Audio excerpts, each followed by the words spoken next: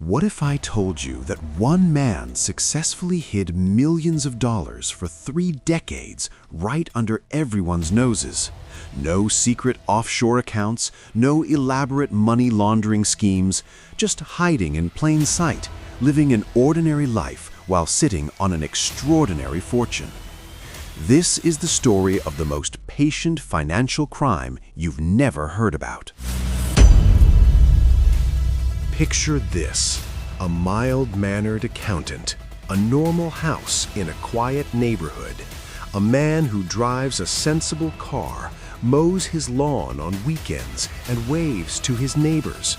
But in his basement, stuffed into walls, hidden in filing cabinets, and carefully concealed in everyday objects, sits millions of dollars in cash. For 30 years. The question isn't just how he did it, it's how he got away with it for so long. And when his secret finally came crashing down, the truth was stranger than anyone could have imagined. Our story begins in the mid-1980s. The exact location and name don't matter as much as the method, because this could have happened anywhere. This man worked in a position of trust, handling other people's money. And one day, he made a choice. It started small, a few $1,000s here and there, money that wouldn't be missed immediately. But here's where his plan diverged from typical embezzlers. Most criminals who steal large sums make one critical mistake: they spend it. They buy the luxury cars, the expensive watches, the vacation homes, and that's exactly how they get caught. Suddenly, an accountant making $60,000 a year is driving a Ferrari, and people start asking questions. But not this man. He understood something fundamental about human psychology. We notice what changes, not what stays the same. So he didn't change a thing. He kept living in the same modest house, kept driving his 10-year-old sedan, kept shopping at the same grocery store. He became invisible by staying exactly who he appeared to be.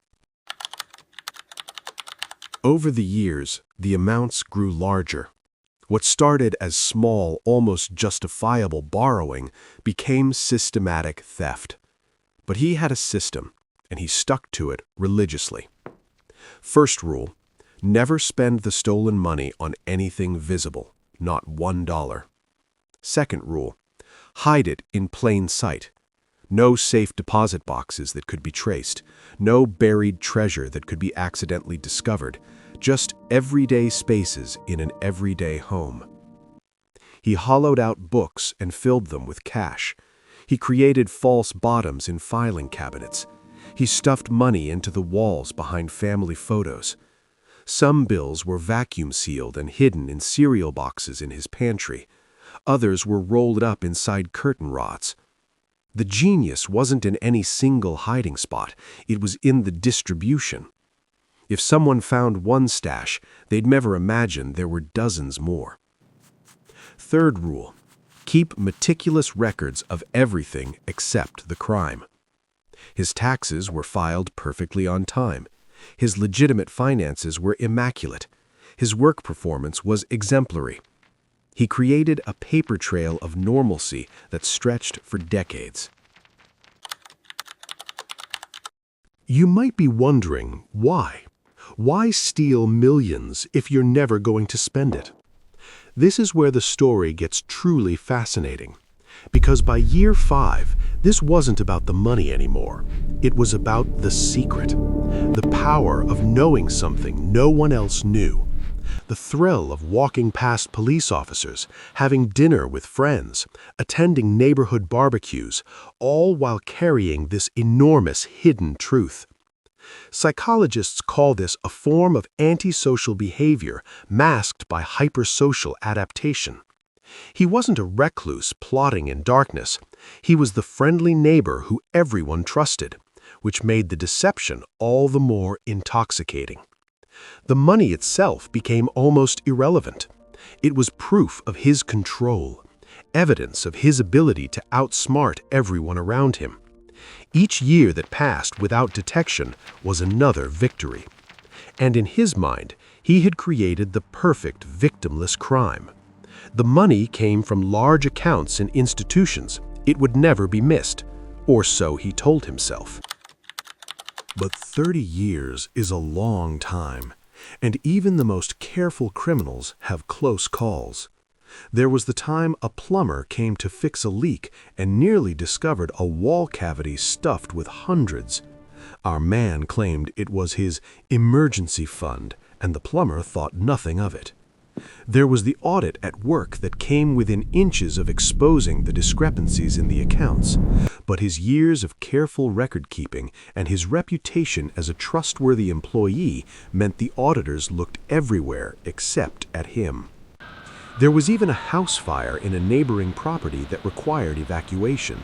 For 48 hours, he couldn't access his home, couldn't verify his hidden fortune was safe.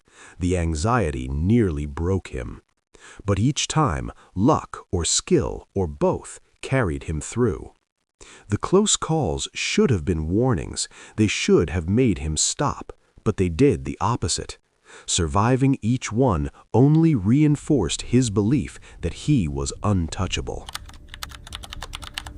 After 3 decades, the end came not from brilliant detective work or a sophisticated investigation. It came from something far more mundane: technology. As financial systems became digitized, as algorithms became better at detecting anomalies, the small inconsistencies that had been invisible in paper ledgers suddenly lit up like warning flares in computer databases. A new fraud detection system flagged a pattern. Nothing obvious, just small statistical aberrations across many years. The kind of thing a human auditor might dismiss, but that a computer couldn't ignore. The investigation began quietly. At first, they weren't even sure there was fraud, let alone who might be responsible. But they started looking closer at the accounts, and then at the people who had access to them. When investigators finally knocked on his door with a warrant, they expected to find evidence, maybe some documents, perhaps a small amount of cash. What they found was stunning. The search took 3 days. With each passing hour, investigators found more hiding places, more cash, more evidence of a double life that had lasted longer than some of their careers. The final tally? Millions of dollars hidden in over 100 different locations throughout a perfectly ordinary 3-bedroom house. Money in the attic insulation, money inside VHS tapes from the 1990s, money sewn into couch cushions, money inside board games that hadn't been played in years. The investigators had literally never seen anything like it. What struck them most wasn't the amount, it was that none of it had been spent. 30 years of stealing, and he lived like someone making an average middle-class income. When they confronted him with the evidence, he didn't deny it. In fact, he seemed almost relieved. 3 decades of secrecy had finally ended. The trial revealed the full scope of what he'd done. The money was returned. The institutions he'd stolen from were made whole.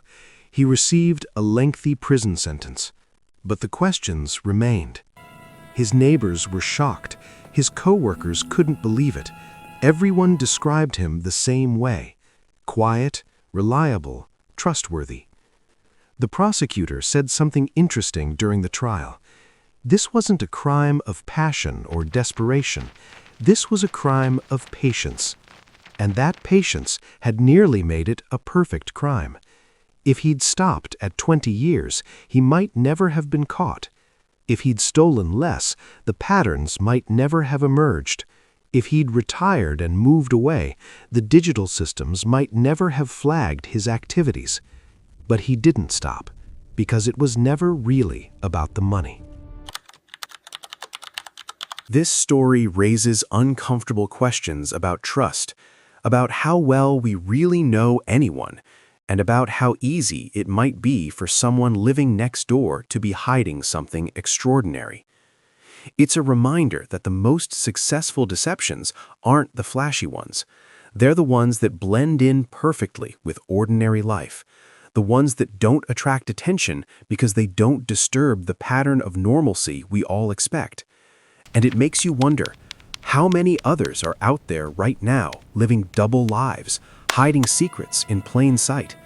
How many will never be caught because they're patient enough, careful enough, or lucky enough? The man who hid millions for 30 years proved it's possible, but he also proved that even the most perfect plan has an expiration date. Thanks for watching. If you found this story as fascinating as I did, hit that like button and subscribe for more incredible true stories. And let me know in the comments, what would you do if you discovered something like this about someone you knew?